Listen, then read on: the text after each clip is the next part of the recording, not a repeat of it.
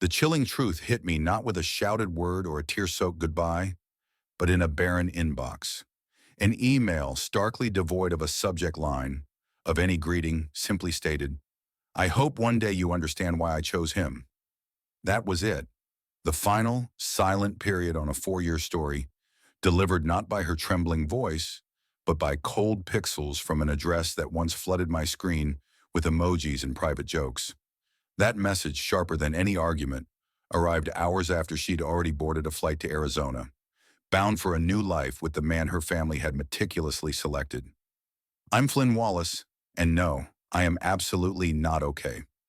We'd built a universe together over those 4 years. Every corner of my existence, from weekend plans to the precise arrangement of my minimalist apartment, revolved around her. Lenora detested clutter. She said it fueled her anxiety. So my world became meticulously organized just for her. I even gave up popcorn. That buttery scent made her queasy. She never asked me to, not once. I just did. What would you give up for love? And for what? So she could evaporate overnight, marrying a man who commanded a landscaping empire and drove a polished Range Rover. I didn't even know she'd packed her bags until her sister, oblivious to the chasm forming in my life, posted a saccharine "Congrats to the future Mr. and Mrs." on her Insta feed. I had to zoom in, straining my eyes against the filter to confirm the glint of a diamond on her left hand.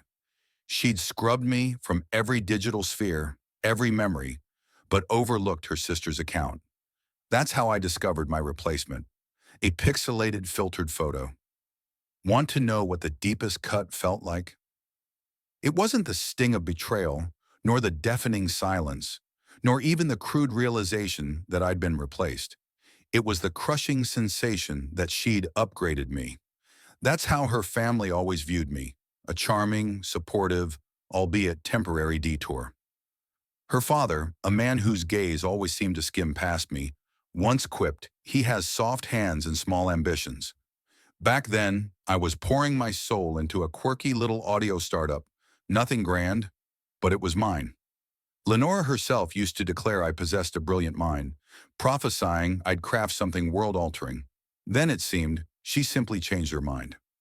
After that email, I remained glued to my kitchen chair, staring at the laptop until its screen, mirroring my own existence, faded to black from sheer inactivity. I didn't emerge from my apartment for nearly 7 days. My razor lay untouched. I spooned cold soup straight from the can, finding myself inexplicably weeping during commercials for dental hygiene products. My chest felt hollowed out, as if someone had ripped the architectural blueprint for my future right off the wall, leaving only a vast, echoing blankness. But here's the detail Lenora never saw coming. While she was chasing a glossy, family-approved version of perfection, I was, in the shadows, crafting something else. Something audacious, something explosive. And exactly 1 year later, while she was likely forcing smiles through what I imagined was filtered regret, I would be standing on a stage, addressing a room full of powerful investors, clutching a patent that would irrevocably alter my destiny. But that's racing ahead, because back then I was still a shattered man, still invisible, still occupying a chair that felt painfully designed for two. And the world was about to rupture in ways none of us could have ever foreseen. The night I truly bottomed out, I wasn't drowning my sorrows in alcohol, nor was I attempting to forget her with friends. I wasn't even shedding tears. I was alone, hunched in my dimly lit bedroom, a voyeur to her engagement party via a live stream someone had accidentally set to public. There she was, encased in a pastel designer gown that shimmered under the ambient glow of decorative string lights. Not garden lanterns, but delicate, almost magical fairy lights. Sharing a kiss with him, a picture-perfect scene ripped straight from the pages of a high society wedding magazine. Everyone in the frame beamed, their laughter a silent torture. Her mother raised a champagne flute, delivering a toast. I couldn't decipher the words, but I saw Lenora nod, her eyes alight with a conviction that suggested she genuinely believed in this curated fantasy. She looked like a woman who had been decisively told she'd made the right choice. A woman who had, with shocking efficiency, erased me from her narrative. For the entire duration of the stream, I remained motionless, jaw clenched, my chest a hollowed-out cavern. I didn't even know whose phone was broadcasting it. The username simply read, Marielle Events. Probably a family friend, a well-meaning accomplice. I should have closed the tab. I should have ceased the self-inflicted torment. But I couldn't. I needed to witness, with my own eyes, how effortlessly she could exist without me. That night, something within me snapped. It wasn't just my heart, it was my entire architecture of illusions. All the weeks I'd spent drowning in self-blame, convinced I wasn't enough, obsessing over what I could have done differently. It all dissolved. Because as they twirled under those twinkling lights, a forgotten memory resurfaced, sharp and clear.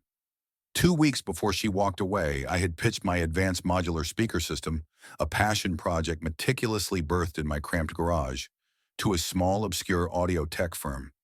Just 4 guys in a nondescript brick office in Jersey. I'd walked away convinced it was a spectacular flop. They promised to get back to me soon. They didn't, until that very night. The instant I closed the offending livestream tab, my gaze snagged on an unread email. Its subject line struck me like a jolt of pure lightning. Let's talk about licensing. No joke. My heart hammered against my ribs as I clicked it open. They wanted a follow-up. Their senior engineer, they claimed, had put my prototype through its paces and was profoundly impressed. They wanted to meet in person in just 3 days. I let out a choked laugh, not from humor, but from the universe's brutally ironic sense of timing, delivering a life-altering punch just after I'd already hit the canvas. I should have felt a surge of hope, right? A spark.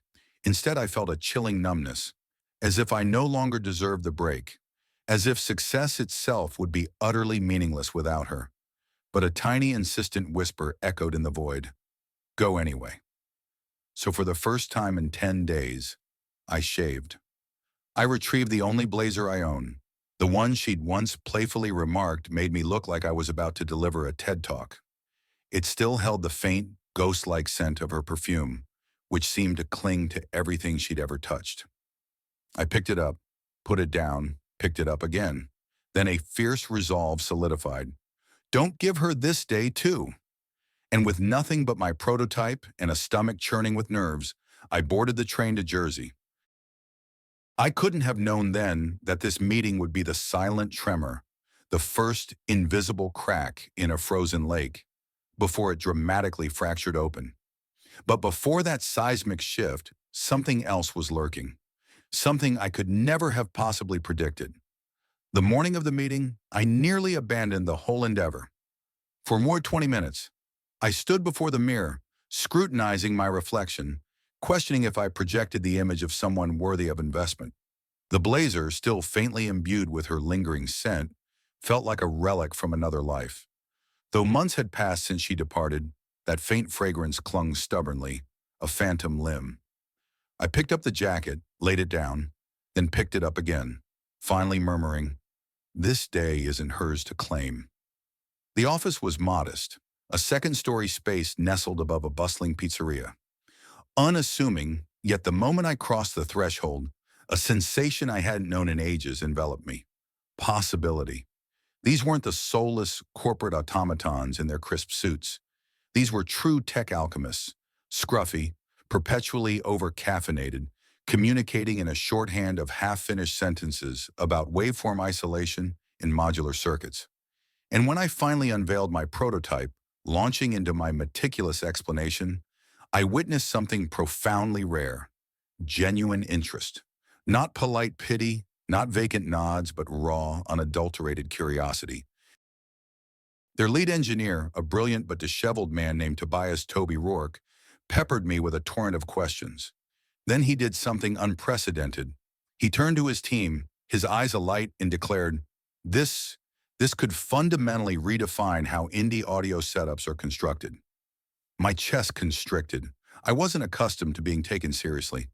I had spent so long articulating my vision to people who perceived me as nothing more than a pleasant hobbyist that I had forgotten the visceral feeling of being respected.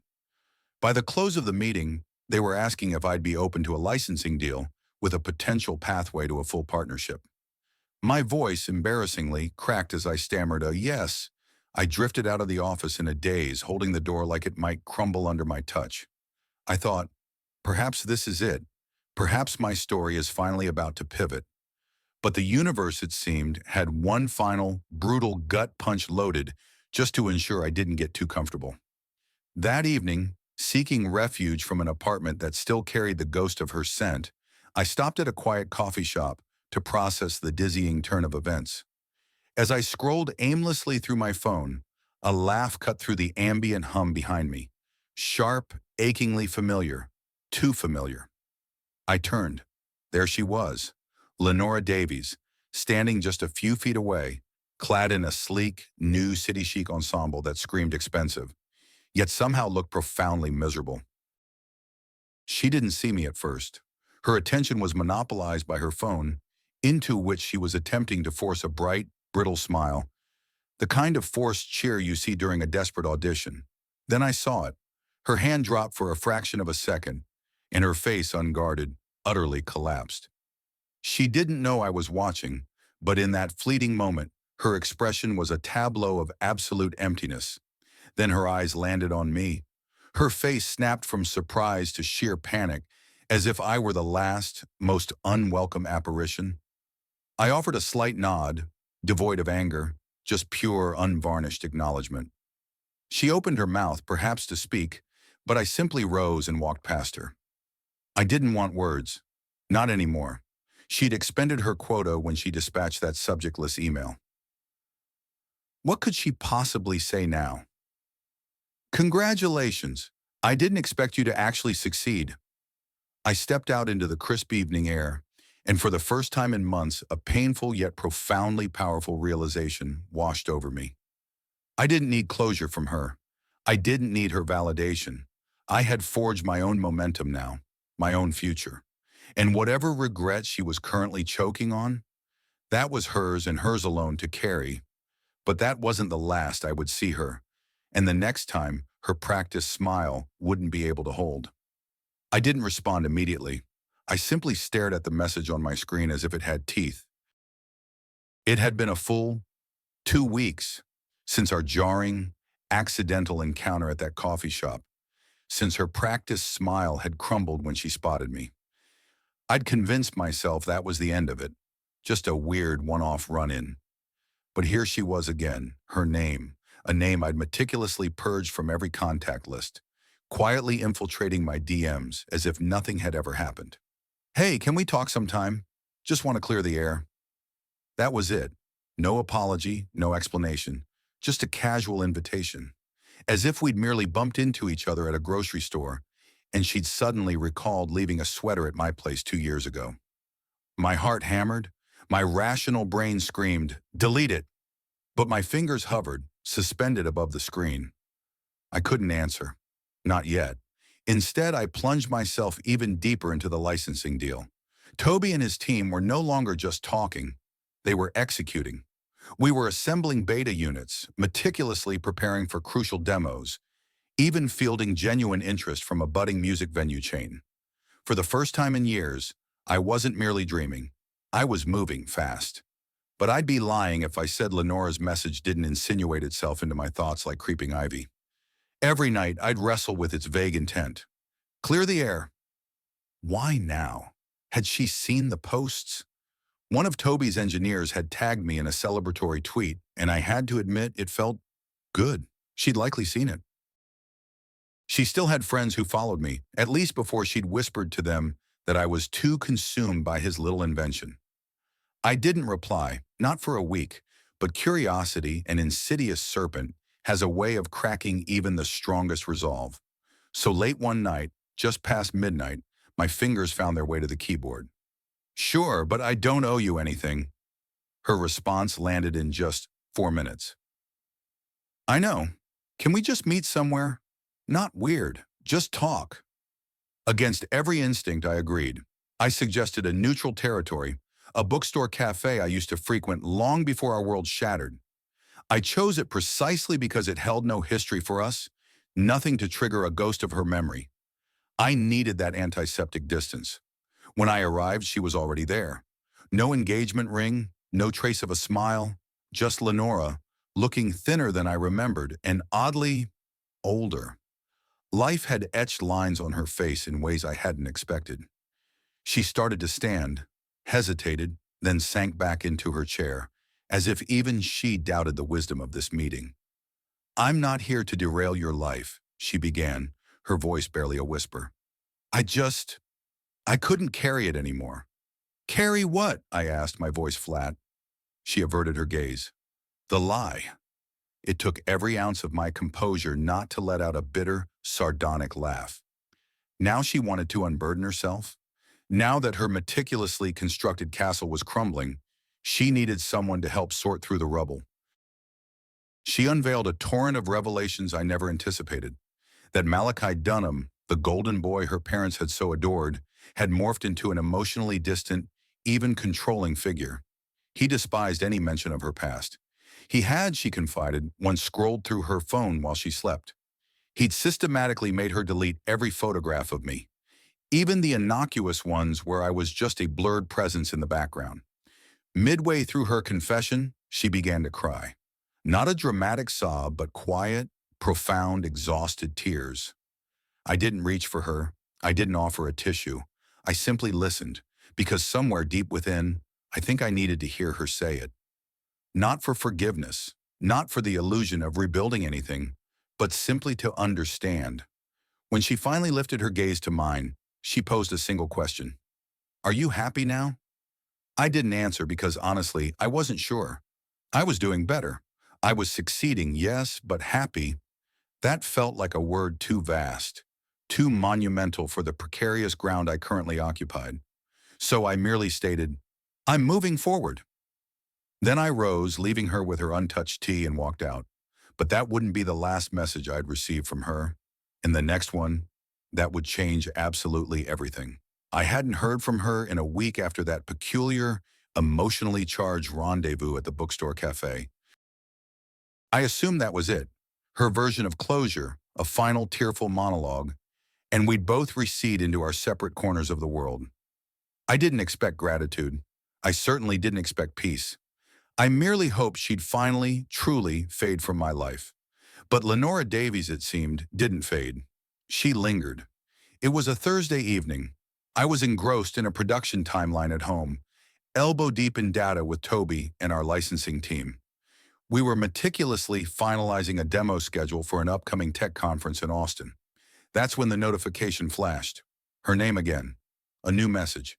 No greeting, no hesitant, "Hey, just, Flynn, there's something you should know before it goes public." My heart plummeted. Not because I harbored any residual affection for her. I didn't. But because anytime someone utters, "before it goes public," it's an immediate signal that your hard-won peace is about to be violently stolen. I opened the message. There's a video of me from when Malachi and I were still engaged. I didn't know he was recording it. I absolutely did not consent, and now someone's threatening to leak it. I think it's his ex, or maybe even him. I don't know, but your name comes up in it, just once. But if it gets out, people might come after you too. I'm so sorry. I stared at the screen, blinking hard, hoping the words might magically rearrange themselves. Your name comes up in it. That sentence spun in my brain like a broken record. I hadn't been with her in months. We hadn't spoken, hadn't touched. Whatever clandestine video she was referring to had absolutely nothing to do with me. So why, in the name of everything, was my name woven into its fabric? I immediately called Toby, recounting every excruciating detail. He listened in quiet contemplation, then delivered his assessment. If your name's even tangentially linked to something scandalous, it could spook the board, potentially derail partnerships. A wave of nausea washed over me.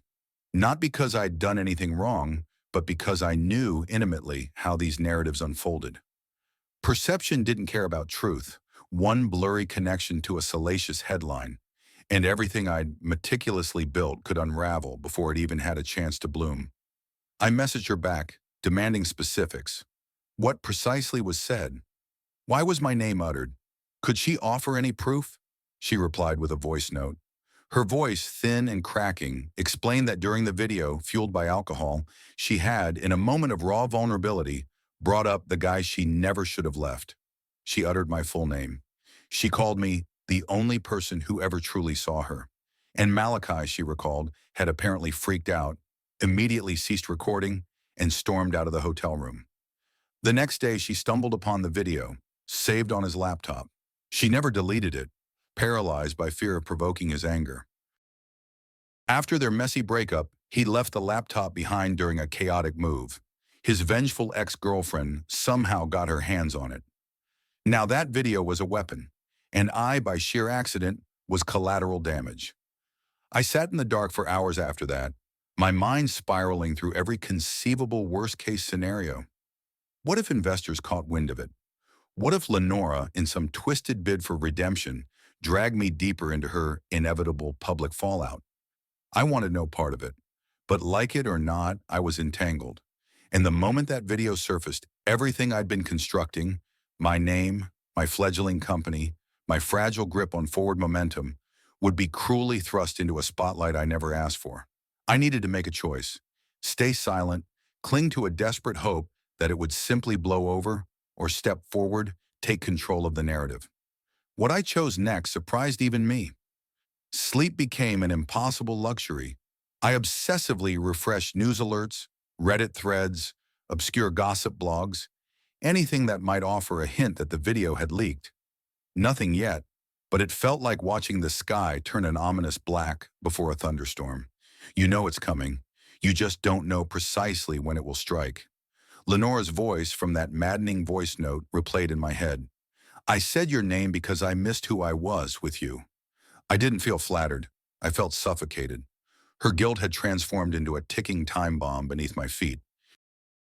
Toby kept texting, a constant stream of inquiries.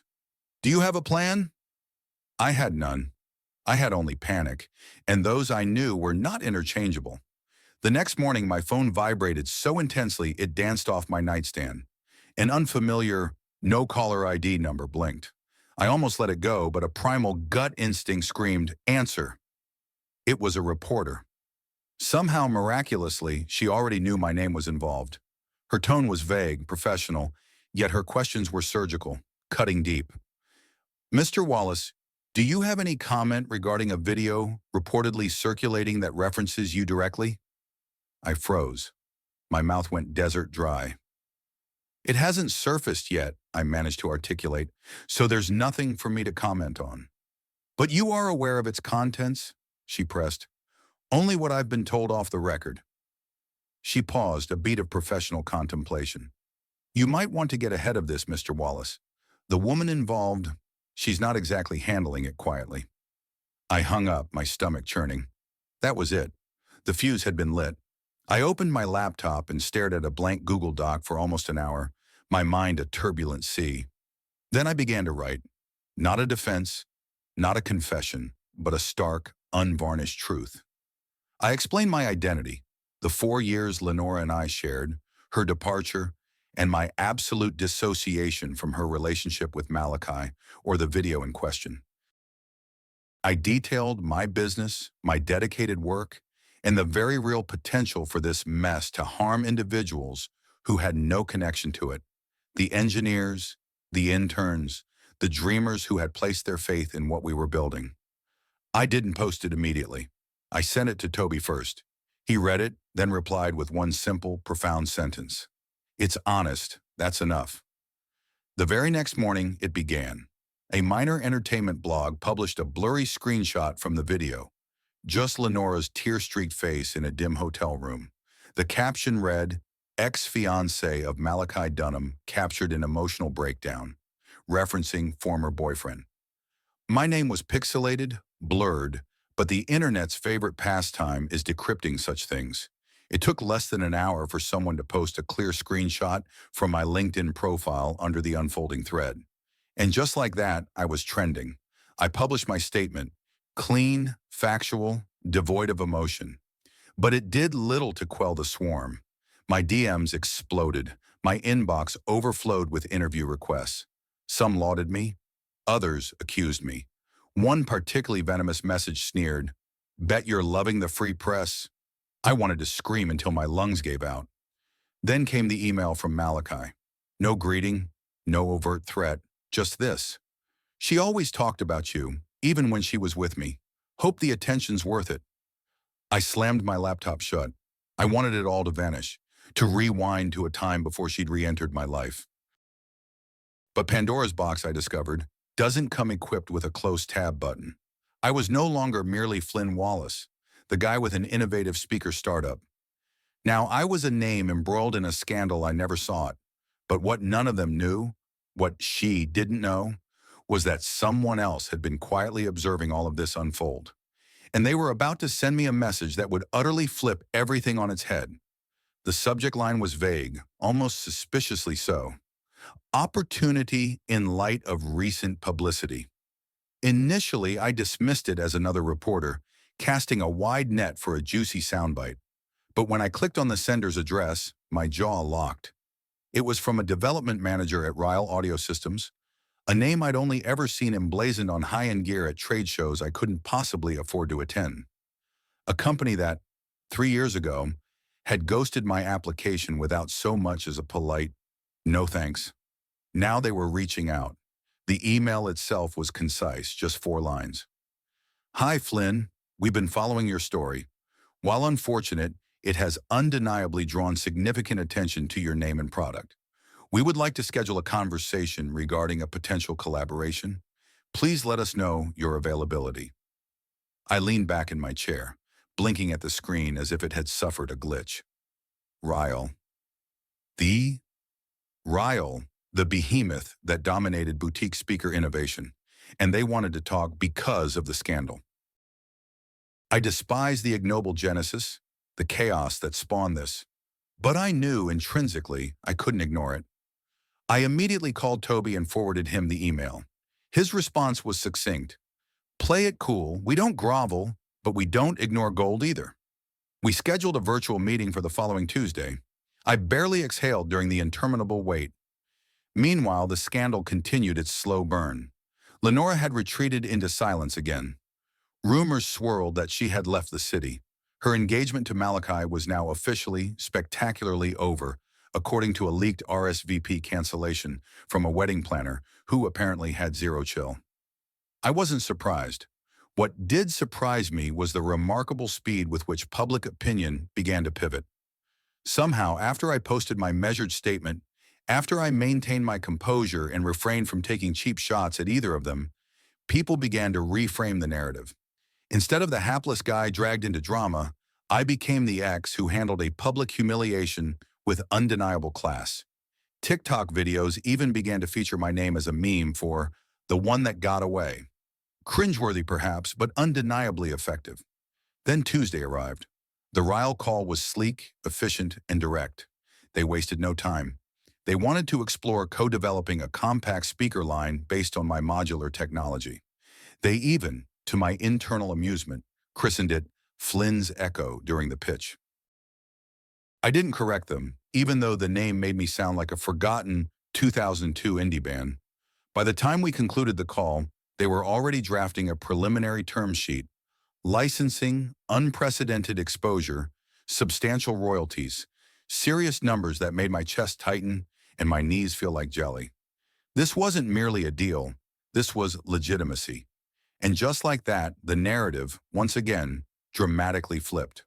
But of course, Lenora, as if possessing a sixth sense for moments of peace, had to reappear the instant things settled. It was her personal mission to disrupt it. She sent me a voice note. Her voice was low, flat. "I know everything's blowing up for you. I saw the news. I'm happy for you, I think, but I really need to talk. Please, just one more time." I ignored it. Then she sent a second one. "It's not about the video. It's about something I never told you. Something I should have said before I left." That one festered in my inbox for 3 days. I didn't touch it. I didn't even want to hear her voice again. But late one night, after I'd finally signed the initial deal with Ryle, I hit play. And what she said shattered every single thing I thought I knew.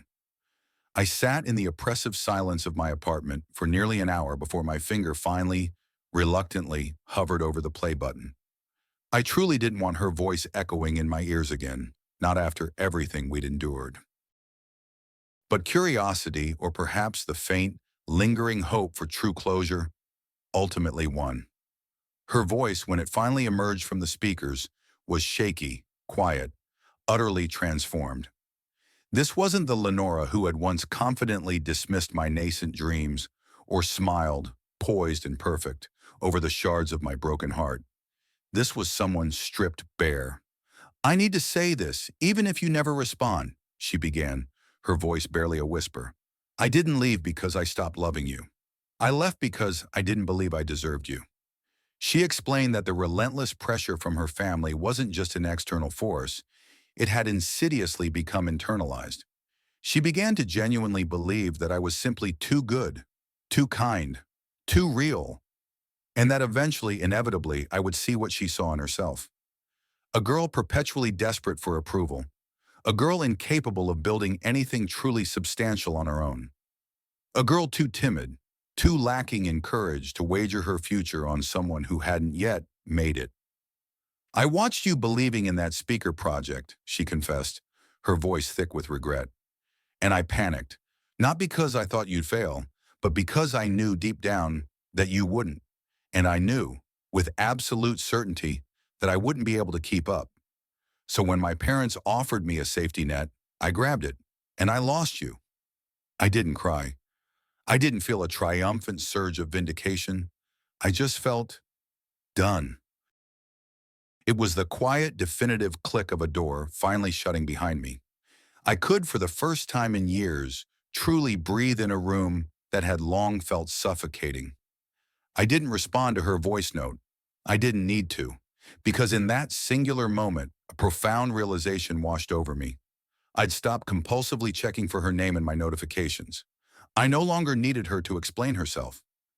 My burgeoning success wasn't built in spite of her. Tradition or it had nothing to do with her anymore. For the first time in years, my story belonged, unequivocally, to me. The deal with Ryle blossomed into something even grander. I hired my first employee, then my second. I moved out of the cramped garage and into a sleek, vibrant workspace. My name, once tethered to public drama and hushed whispers, now appeared alongside glowing product reviews and in music blogs that heralded Flynn's Echo as nothing short of a quiet revolution. As for love, I found it not in some prepackaged, perfect ideal, but in someone who didn't flinch when I laid bare the messy, chaotic path I'd traveled. Someone who never asked for credentials or her family's antiquated seal of approval. She simply listened. And she stayed. Her name is Evangeline Hayes. She adores jazz, possesses an unwavering disdain for cilantro, and the first time she ever listened to my prototype, she mused, "It makes me feel like I'm standing in the middle of a memory." I knew then. She saw me. Lenora reached out one final time. I didn't open it, because I was, at long last, too busy living the life she once believed I'd never reach. And as it turns out, the best revenge isn't success. It's peace. It's walking past the ashes of your past without ever feeling the desperate urge to look back.